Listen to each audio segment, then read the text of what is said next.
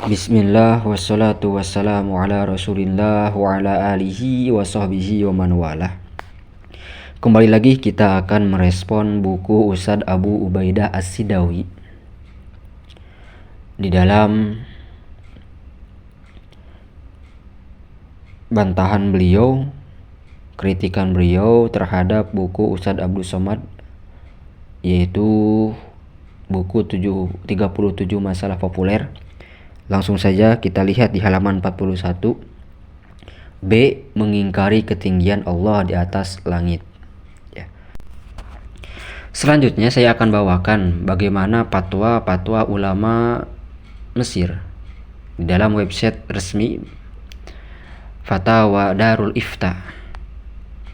Ketika ada pertanyaan tentang Ainallah, apakah itu dimaksudkan tentang penetapan nas bahwa Allah itu di atas atau Allah itu di langit, menetapkan nas, atau pertanyaan itu mengesankan bahwa Allah itu bertempat secara fisikal?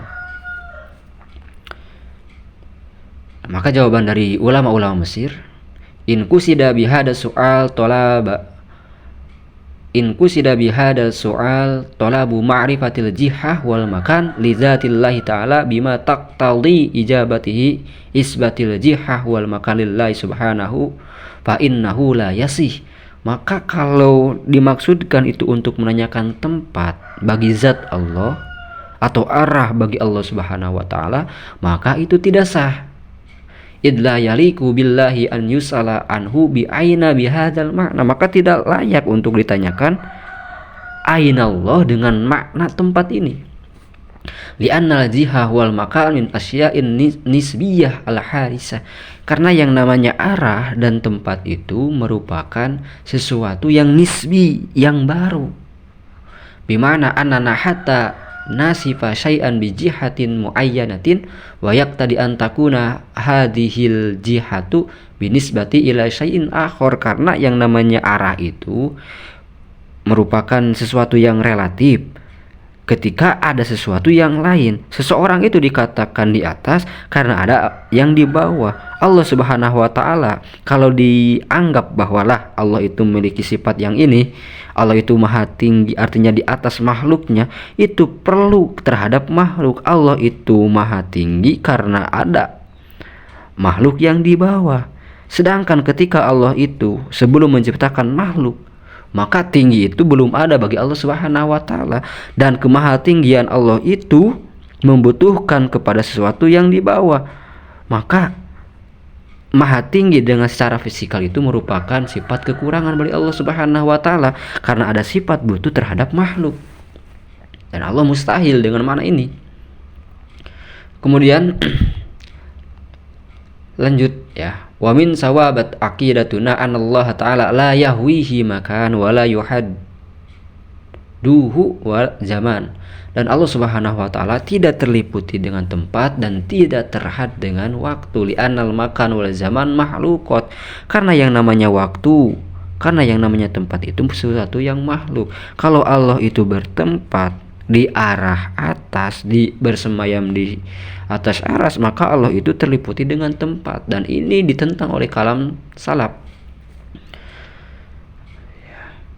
Maka beliau bawakan wa hadal i'tiqadu muttafaqun alaihi bainal muslimin la yunkiru minhum munkirun wa qad abbaru an dzalika ahlul ilmi biqaulihi kanallahu biqaulihim kanallahu wala makan wa huwa ala ma kana qabla khalaqal makan lam yataghayyaru amma kana. Allah subhanahu wa ta'ala itu ada sebelum sesuatu itu ada, dan Allah tetap ada sebagaimana Allah subhanahu wa ta'ala ada ketika di zaman azali.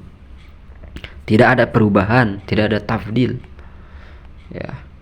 Sebagaimana ucapan beliau, para ulama Mesir mengutip perkataan Imam Ja'far As-Shadiq radhiyallahu an, man za'ama anallaha fi syai' aw min syai' aw ala syai' faqad asyrak. Barang siapa yang menetapkan Allah itu di mana-mana, bertempat di mana-mana, maka syirik.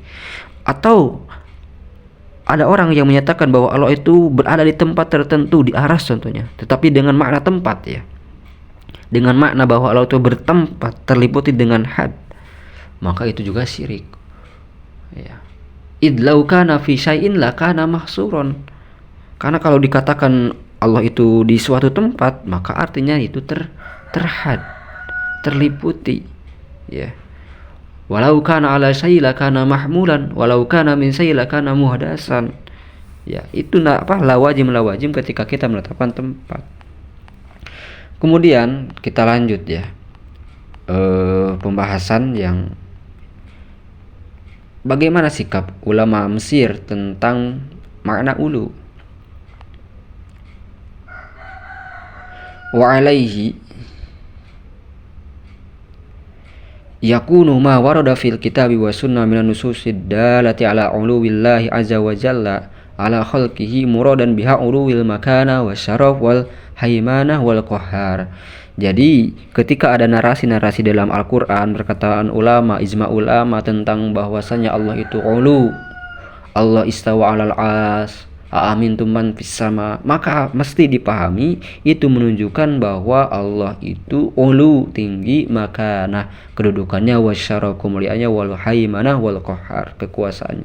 Li'annahu ta'ala munazzahun 'anil musyabbihatil mahlukin walaisat sifatu kasifatihim walaisa fi sifatil khaliq subhanahu ma yata'allaqu bi sifatil makhluk min naqqasi bal lahu jalla wa ala min sifatil kamaluhu wa minal asma'i husnaha wa kullu ma khatara bi balika fallahu ta'ala hilafa dzalika. Seperti itu ya. Jadi Allah itu tidak sama dengan makhluknya. Dan bahwa saya akan bawakan kembali ya perkataan para ulama, bukan hanya dari ulama Mesir, ulama Hanabilah juga menarasikan hal yang sama.